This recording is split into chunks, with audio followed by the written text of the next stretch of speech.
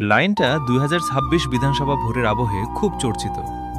ISF বিধায়ক নওশাদ সিদ্দিকীকে রাজনৈতিকভাবে কোণঠাসা করতে গিয়ে তৃণমূলের গোটা ভোট কৌশলটাই যেন উল্টো ফল দিল। ভাঙড়, মিনাখা, ক্যানিংয়ের মতো সংখ্যালঘু অধ্যুষিত এলাকায় নওশাদ বিরোধী প্রচার তীব্র করতে গিয়ে স্থানীয় আবেগ ঘুরে যায়। ফল, বুথে বুথে অ্যান্টি ইনকামবেন্সি আরও জোরালো হল। এক নওশাদ মানে শুধু একজন বিধায়ক নয়, তিনি প্রতীক, গরিব মুসলিম, পিছিয়ে পড়া মানুষের অধিকারের মুখ। তাকে টার্গেট করতে গিয়ে মমতা ব্যানার্জির সরকারের বিরুদ্ধে দমনপীড়নের অভিযোগ উঠল। তৃণমূলের পুরনো ভোট ব্যাংক, সংখ্যালঘু, গ্রামের গরিব ভাঙন ধরল। তাই সারা বাংলা হারিয়ে দিল কথাটা আসে।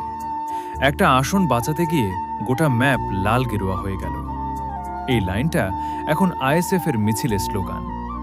আইএসএফ জিন্দাবাদ শিরায় শিরায়, রক্ত ভাইজানের ভক্ত। তার পরের লাইন, এক নওশাদকে রুখতে গিয়ে বাংলাটা দিলি কার হাতে তুলে? মমতা দিদি জবাব দাও, ভাইজানের ভোট কই গেল কুলে?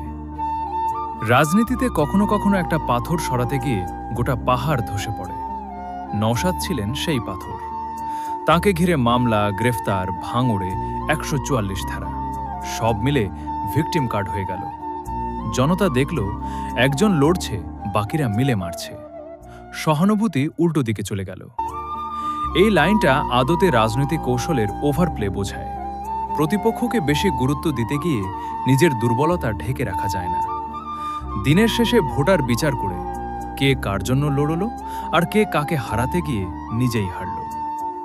এমন ভালো ভালো ছন্দ বা ভিডিও পেতে BT1 নিউজ ইউটিউব চ্যানেলটি সাবস্ক্রাইব করে রাখুন এবং ফেসবুক পেজটি ফলো করতে ভুলবেন না।